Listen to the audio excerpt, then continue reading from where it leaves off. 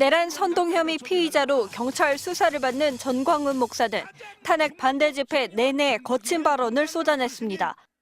국민 저항권을 내세워 지지자들을 부추기면서 헌법재판소를 대놓고 겁박했습니다.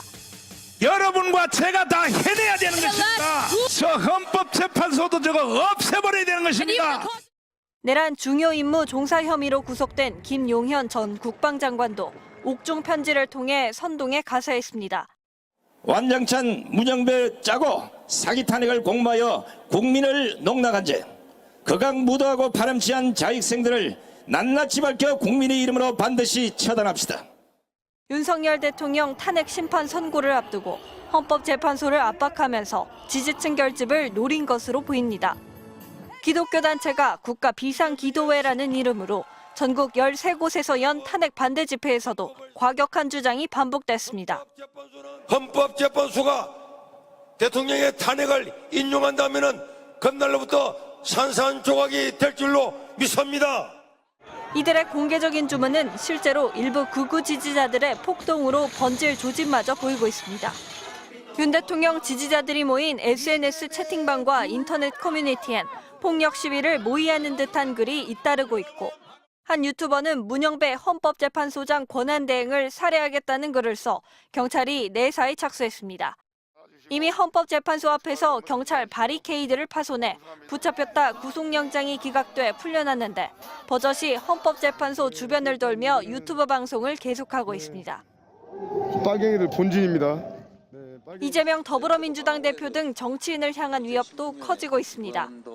민주당은 러시아제 권총을 밀수해 이 대표를 암살하려는 계획이 있다는 제보를 공개하고 경찰에 신변 보호를 요청했으며 경찰은 경호 강화 방안과 함께 해당 제보에 대한 수사 착수 여부를 검토하고 있는 것으로 전해졌습니다.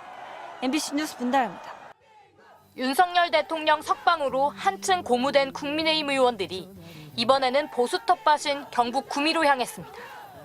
탄핵 반대 집회에 연사로 초청됐는데 윤 대통령 지키기에 앞장선 윤상현, 나경원, 장동혁, 강명구 의원 등 당내 주류들이 대거 참석했습니다.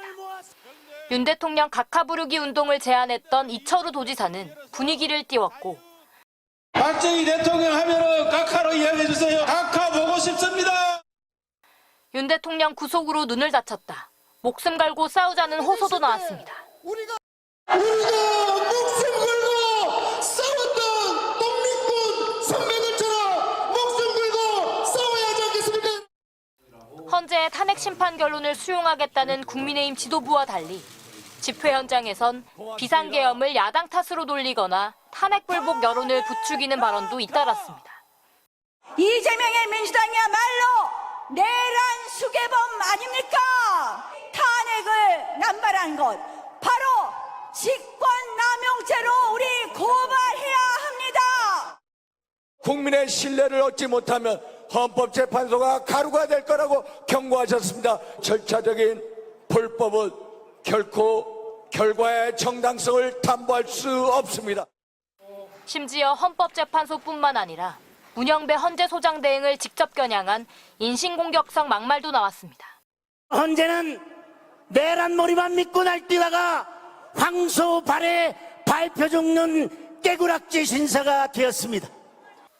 60여 명의 국민의힘 의원들이 동참한 헌법재판소 앞 릴레이 시위도 5일째 이어진 가운데 탄핵 반대를 위한 장외 여론전과 헌재를 향한 국민의힘의 압박은 한층 더 거세질 걸로 보입니다. MBC 뉴스 고재민입니다.